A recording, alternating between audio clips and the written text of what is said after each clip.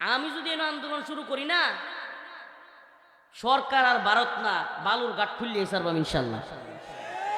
আমি যদি আন্দোলন শুরু করি আমার থামানোর কেউ নাই। এই অঞ্চলের মানুষ যদি আমার সাথে থাকে, আমার মাঝে মাঝে মনে হয় প্রকৃতির দোহাই দিয়া, এডার দোহাই দিয়া এই যে বালুর ঘাট বন্ধ করছে, এই সব শয়তানি বন্ধ করা দরকার। সত্যি কথা কইতাম, আজকে আপনারা কতটুকু ভালোবাসি আমার মনটা চাই কি জানুন, এই দুর্গাপুরের দুবরার এই অঞ্চলের পূর্বদলা হাজার হাজার মানুষ লইয়া আমি এই বালুর ঘাট খোলার লেগে আন্দোলন করতাম। আমি আপনারা অতটুকু ভালোবাসি কেন জানেন? কারণ এই বালুর ঘাট এটা ভারতীয় ষড়যন্ত্র এবং ভারতীয় শয়তানি। এই শয়তানের দল এই বালু এবং ছোট ছোট পাথর ভারত থেকে আমাদের দেশে বিক্রি করে। এই ভারত থেকে যাতে তারা বিক্রি করতে পারে, তারা যেন কোটি কোটি টাকা কামাইতে পারে, এই জন্য আমাদের বালুর ঘাটগুলো নিষিদ্ধ করে দিচ্ছে। এটারে অনেকেই প্রকৃতি পরিবেশ শয়তানি বন্ডামি বাদ দেন। প্রকৃতি পরিবেশের কি হয়? আল্লাহ তাআলা প্রাকৃতিক সম্পদ দিচ্ছেন, খনিজ সম্পদ দিচ্ছেন, এটা উঠাইলে কি ক্ষতি হয়? হ্যাঁ, ক্ষতি যদি হয় একটা ছোট্ট একটা ক্ষতি হয়, এটা কি? বিজা বালু লয়ে গেলে জাইরা দুর্গাপুরের রাস্তাটার ক্ষতি হয়। এছাড়া আমি ক্ষতি দেখি না। বিজা বালু লয়ে গেলে আর বালু যদি গুড়িয়া না লয়ে যায় তাইলে মানুষের চোখে টোকে পড়ে। আর হলো ছোট ছোট গোলাপান লাইসেন্স ছাড়া ড্রাইভিং করার কারণে রুটঘাটে অ্যাক্সিডেন্ট হয়। এই ক্ষতিগুলো ছাড়া আমি এখান থেকে বালু তুললে বা এখান থেকে পাথর তুললে আমি আর কোনো ক্ষতি দেখি না। আর কি ক্ষতি? ইন্ডিয়ার কোটি কোটি শত শত কোটি টাকার বাণিজ্য বন্ধ হয়। আমাদের দেশের ব্যবসায়ীরা তাদের কাছ থেকে কিনতে হবে কেন? আল্লাহ আমাদের দেশে দেয় নাই। আপনারা মনে হয় আমার কথা বুঝতেছেন না? এই অঞ্চলের হাজার হাজার মানুষের রুটি রুজির ব্যবস্থা হয় এখান থেকে। আমি একটা কথা বলি শুনেন, যে হুজুর এতক্ষণ আখিরাতের বয়ান করলেন, এখন দুনিয়ার ওয়াজও করতেছে। দুনিয়ার ওয়াজ না, শুনেন, কারো কাছে শত শত কোটি টাকা থাকলে সে দুনিয়াদার না। এই ভুল ব্যাখ্যা করবেন না। এক বেড়া সারাদিনে রিক্সা ভাই 500 টাকা কামাই হরে, কয় টাকা? আরে দুর্গাপুরের মানুষ এমনি হুতায় গেছে সন্ধ্যার সময়, কথা কয় না একজনও। কার লগে বয়ান করতেছি আমি? এই বেড়েন কথা কোনো কে? এক বেড়া সারাদিনে রিক্সা চালায় কামাই করে 500 টাকা। কয় টাকা? মাশাআল্লাহ, আছে বোঝা যায়। কয়শো? এই 500 কামাই কররা যদি 5 ওয়াক্ত নামাজের 1 ওয়াক্ত না পড়ে, 500 টাকা কামাইতে গিয়া 5 ওয়াক্ত নামাজের সময় রিক্সা চালাইছে, 1 ওয়াক্ত পড়ে নাই, এই লোক কি দিনদার না দুনিয়াদার? হ্যাঁ, গাছের তলে ছাপড়ি লয়ে থাকে। কি লয়ে থাকে? গাছের তলে ছাপড়ি একটা ঘর কইরা ছুট্টুনি একটা ঘর থাকে, কিন্তু 5 ওয়াক্ত নামাজের 1 ওয়াক্ত করে না, দিন আনে দিন খায়, তবুও সে দুনিয়াদার। ব্যাখ্যাটা বুঝে আসছে? আরেক লোক বিশাল বড় বাড়ি লইয়া থাকে, অনেক লোক জনবল লইয়া থাকে, টাকা পয়সা আছে কোটি টাকা, কিন্তু সে মসজিদে দান করে, মাদ্রাসায় দান করে, মাদ্রাসা করার প্ল্যান করে, মাহফিল করার প্ল্যান করে, সেই ব্যক্তি কোটি টাকা থাকার পরেও দিনদার। দিনদার আর দুনিয়াদারের পার্থক্য বুঝছেন? আর নাইলে উসমান গনি রাদিয়াল্লাহু আনহু আপনি কি কইবেন? উসমান গনি রাদিয়াল্লাহু আনহু আরবের সবচেয়ে ধনী একজন মানুষ ছিলেন, তাইলে উসমান গনি রাদিয়াল্লাহু আনহুরে আপনি দুনিয়াদার কইবেন? হ্যাঁ, কেন? কারণ তারা তাদের অর্থ সম্পদগুলো দিনের পথে খরচ করতেন। ওই মিয়া দিনের ওয়াজ করবেন আর 5 টিয়ার মালিক থাকবেন, আর নেতার পিছনে পিছনে 2 টিয়ার 5 টিয়ার লাগি গ্রহণ লাগবো, এটার নাম দিনদারি? হ্যাঁ, আমরা নেতার পিছনে ঘুরতাম কেন? নেতারা আমরা পিছে ঘুরবো? কোন নেতার বেইল আছে নাকি?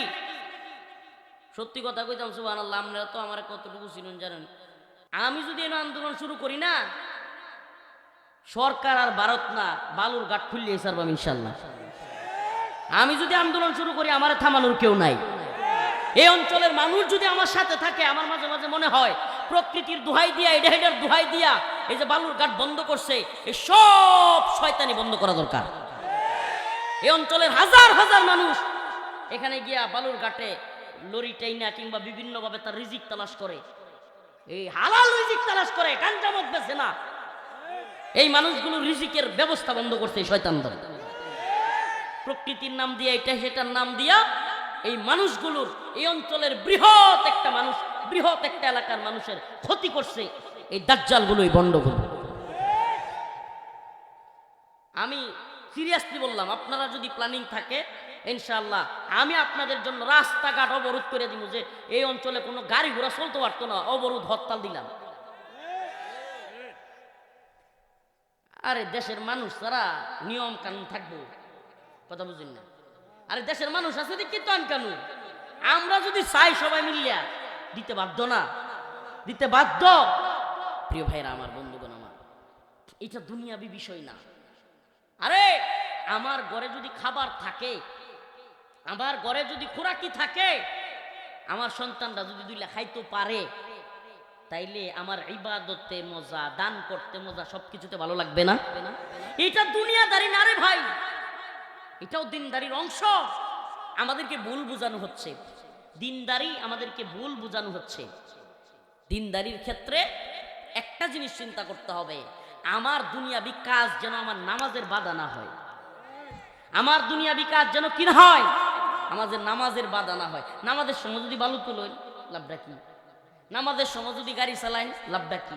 নামাজটা বরণ লাগবো আগে, নামাজটা বরণ লাগবো, আল্লাহর কাজ করণ লাগবো।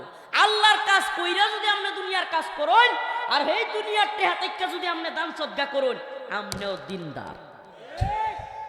আপনার টাকার মধ্যে খালি বরকত পাইবেন, কল্পনাও করতে পারেন না। সুবহানাল্লাহ, আমি আল্লাহ সুবহানাল্লাহ আলহামদুলিল্লাহ এটা বলি, জেলখানার থেকে বের হওয়ার পরে আমি খালি পয়েট খালি করি, হুট করে দেখি আল্লাহর কি ক্ষুদ্র টেহায় বলতেছে। সুবহানাল্লাহ, মানে মাহফিলের হাদিয়া তো আছেই, আরো বিভিন্ন হাদিয়াও মাঝে মাঝে পাই। এটা আল্লাহর সুবহানাল্লাহ, আল্লাহর রহমত, এটা আল্লাহর রহমত। এটা বলতেই পারি আমি, কারাগার থেকে যে যে দোয়া করছিলাম আমি প্রায় 3 বছর ব্যাপী, একা একটা রুমে, বুঝেন তো, আল্লাহ ছাড়া আমার কেউ নাই। এটা আপনি কল্পনা করতে পারেন, এই ছোট্ট মঞ্চটার 3 ভাগের 1 ভাগ বা 2 ভাগের 1 ভাগ ছোট্ট একটা রুমও, হ্যাঁ, আর এটার ভিতরে বাথরুম, এটার মধ্যেই একা একা প্রায় 3টা বছর কাটাইছি। আপনি চিন্তা করছেন, রাত দিন জ্বর, এর মধ্যে জ্বর হইছে, কত সময় অসুস্থ হয়ে গেছি। আপনি বুঝেনি তো অসুস্থ হইলে কি পরিমাণ খারাপ লাগে জ্বর হইলে। এই মুহূর্তে মা নাই, ভাই নাই, বোন নাই, বাবা নাই, কেউ নাই। এই অবস্থায় রাত্রেবেলায় জ্বর, তীব্র ঠান্ডা, একটা কম্বল টান দিয়া নিতে পারতাছি না, এমন অবস্থা। এই সময়টাতে একমাত্র আল্লাহ ছাড়া আর কেউ আসি না। আমরা ওই সময়টাতে সুবহানাল্লাহ যা যা চাইছি আল্লাহর কাছে তার চাইতে বেশি পাইছি, কম পাইছি না। প্রিয় ভাইরা আমার, বন্ধুগণ আমার, এই জন্য আপনাদেরকে বলি, চাইতে হবে আল্লাহর কাছে। কার কাছে? আমরা এই দুনিয়ার কারো কাছে চাই না, আমরা এই দুনিয়ার কারো কাছে চাই না। এই ক্ষমতাসীনদেরকে আমরা পরোয়াও করি না। আল্লাহর জমিনে বাস করি, আল্লাহর রিজিক খাই, আল্লাহর গোলামি করি। পৃথিবীর কোন তাগুতের, পৃথিবীর কোন জালিমের গোলামি করি না। কেউ দিল্লির গোলামি করে, বাংলাদেশে পরে লাথি খায়া পিটানি খায়া ইন্ডিয়া চলে যায়। আমি ওই দিন একটা বক্তব্যে কলমাকান্দা গিয়ে বলছিলাম, আপনারা আজকে বলি,